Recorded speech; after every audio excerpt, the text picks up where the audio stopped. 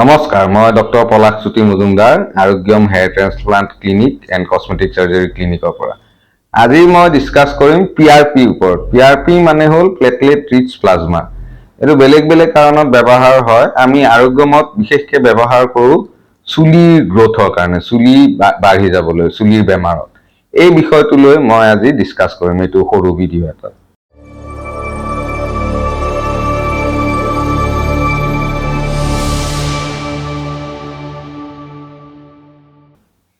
PRP কি হয়? PRP মানে হ'ল প্লেটলেট ৰিচ প্লাজমা। তাৰমানে এইটো আমি ব্লাডৰ পৰাই আমি এক্সট্ৰেক্ট কৰোঁ, এটা অংশ ওলাওঁ ব্লাডটো প্ৰচেছ কৰি, য'ত প্লেটলেটছ, ব্লাডৰ প্লেটলেটছবোৰ খুব হাই কনচেন্ট্ৰেশ্যনত থাকে, খুব বেছি পৰিমাণত থাকে। প্লেটলেটছবোৰ এনেও ব্লাডত থাকে, যিকোনো ব্লাডত প্লেটলেট থাকিবই, কিন্তু আমি এনেকুৱা ধৰণে প্ৰচেছিং কৰোঁ যাতে সেই প্লেটলেটবোৰ খুব হাই কনচেন্ট্ৰেশ্যনত আহি যায়। আৰু আমি 10 ml ব্লাড লৈ পেলাই তাৰে পৰা আমি 1 ml এই PRP ওলাওঁ। এই PRPত খুব হাই কনচেন্ট্ৰেশ্যনত গ্ৰোথ ফেক্টৰ্ছ থাকে। সেইকাৰণে যেতিয়া আমি এই PRPটো ইনজেক্ট কৰি দিওঁ মূৰত, তেতিয়া সেই গ্ৰোথ ফেক্টৰ্ছবোৰে চুলিৰ গ্ৰোথত সহায় কৰে, চুলিটো ষ্টিমুলেট কৰে। সেইটোৱে হ'ল PRP। PRPৰ ব্যৱহাৰ অকল চুলিতে নহয়, মই কৈছোৱেই যে PRPত খুব হাই কনচেন্ট্ৰেশ্যনত গ্ৰোথ ফেক্টৰ থাকে। সেইকাৰণে বিভিন্ন ধৰণৰ কাৰণত PRP ইউজ হয়, যেনে জইণ্ট, গাঁঠিবোৰৰ বিষ হ'লেও PRP ইনজেক্ট কৰে অৰ্থপেডিক ডক্টৰছে। তাৰপিছত স্কিনৰ ৰিজেভুনেশ্যন, তাৰমানে স্কিনটো আকৌ ৰিফ্ৰেছ কৰিবলৈ, বয়সৰ চিনবোৰ থাকিবলৈ, সেইটো কাৰণেও PRP ইউজ হয়। আমি আৰোগ্যমত মেইনলি ইউজ কৰোঁ চুলিৰ গ্ৰোথৰ কাৰণে, চুলি বাঢ়িবলৈ। চুলিৰ যিকোনো বেমাৰত আমি এই PRP ব্যৱহাৰ কৰোঁ। PRPটো চুলিত কিদৰে সহায় কৰে? PRP মই কৈছোৱেই যে PRPত গ্ৰোথ ফেক্টৰ্ছ থাকে। এই গ্ৰোথ ফেক্টৰ্ছৰ কাৰণে যিকোনো চুলিৰ বেমাৰ, যেনে চুলি ক্ষীণ হৈ যোৱা, চুলি সৰা, চুলি বগা হোৱা, এনেকুৱা ধৰণৰ যিকোনো চুলিৰ বেমাৰতে PRPয়ে কাম দিয়ে। PRPয়ে এই চুলিৰ ৰুটছবোৰ, চুলিৰ ফলিকলছবোৰ ষ্টিমুলেট কৰে। কৰাৰ কাৰণে চুলিটো আকৌ ষ্ট্ৰং হৈ যায়। সেইকাৰণে যিকোনো চুলিৰ বেমাৰতে এইটো ব্যৱহাৰ কৰিব পাৰি। কিন্তু খুব টপা মানুহ এজন, তেওঁৰ চুলি নায়েই, একদম খালী হৈ গৈছে জেগাটো, তাতে আমি PRP ইনজেক্ট কৰি দিলে আকৌ নতুনকৈ চুলি আহি নাযায়।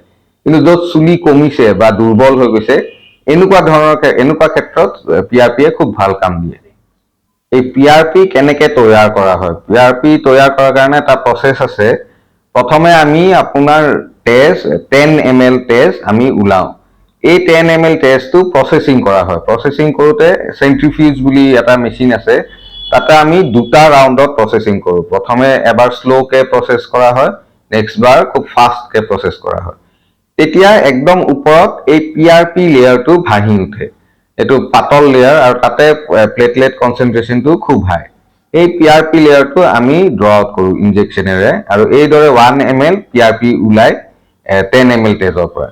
সেই 1 ml টো ইনজেক্ট কৰা হয়।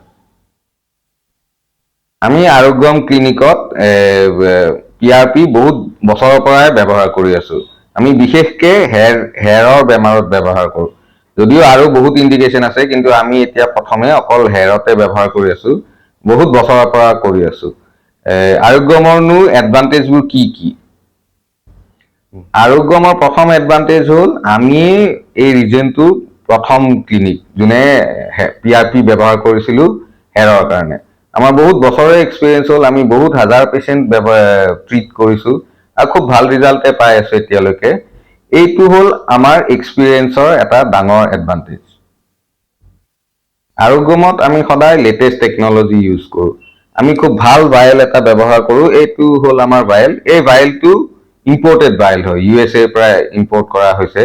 আমাৰ চেন্ট্ৰিফিউজবোৰো খুব এডভান্স, আৰু যোনটো আমি প্ৰচেছিং ইউজ কৰোঁ, প্ৰচেছিং মেথড ডাবল ৰাউণ্ডত আমি ইউজ কৰোঁ, দুবাৰ কৰোঁ তাৰমানে প্ৰচেছিংটো, সেইটো খুব এডভান্স টেকনিক, সেইটো লেটেষ্ট টেকনিক যোনটো আজিকালি ব্যৱহাৰ হৈ আছে।